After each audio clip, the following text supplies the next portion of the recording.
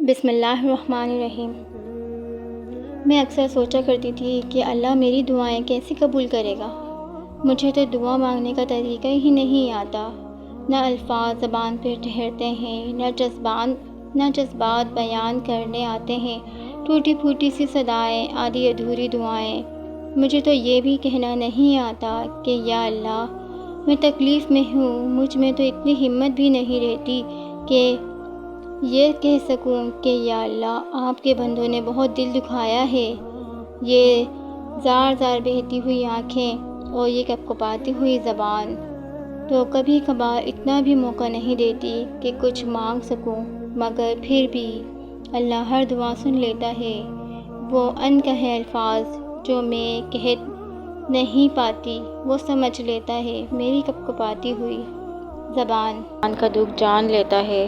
اس کو بہت پسند ہے جب اس کا بندہ اس کے در پہ آ کے رکتا ہے، اور وہ تو ان دعاؤں کو بھی رد نہیں کرتا جو 3 سال کا چھوٹا سا بچہ اپنی توتلی زبان میں کہتا ہے۔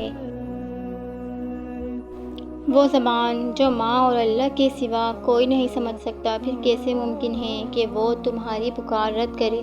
کیسے ممکن ہے کہ تمہاری صدائیں نظر انداز کر دے؟ وہ رب ضرور سنتا ہے۔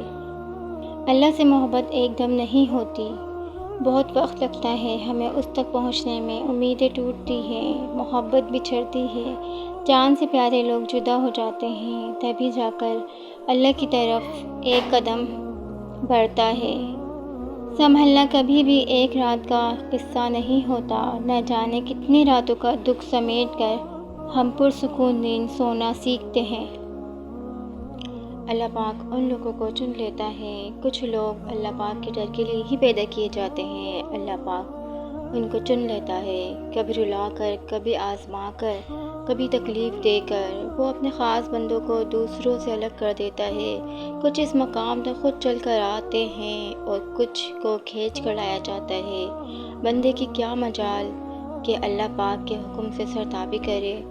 اسے دکھ کی بھٹی سے گزار کر، کندن بنا کر اللہ پاک اس کے دل کا مکین بن جاتا ہے، اور جس کو اللہ پاک مل جائے پھر اس کو سب کچھ مل گیا۔ اللہ پاک کی محبت ہی اصل محبت ہے۔ خود کو رب اور رب کی عطا مانگنے والا بناؤ تو اگر درد آپ کو رات بھر سونے نہیں دیتا تو جان لو کہ وہ منتظر ہے تمہارا۔ ابھی بھی اس کو انتظار ہے تمہاری دعاؤں کا۔ دعا مانگ لو، ابھی بھی کچھ نہیں بگڑا۔ ابھی بھی وہ سب ہو سکتا ہے جو تم چاہتے ہو۔ ابھی بھی وہ سب مل سکتا ہے جو تم مانگتے ہو۔ ابھی بھی قبولیت کی ایک گھڑی باقی ہے۔ ابھی بھی تہجد کا پرلا مقدر پر بھاری ہے۔ اس رات کو ضائع نہ ہونے دو، اس وقت کو گزرنے نہ دو۔ آؤ اپنے رب کی طرف اور اسے منا لو، اس کے ہو جاؤ، کیونکہ اس نے تو آپ کو چن لیا ہے۔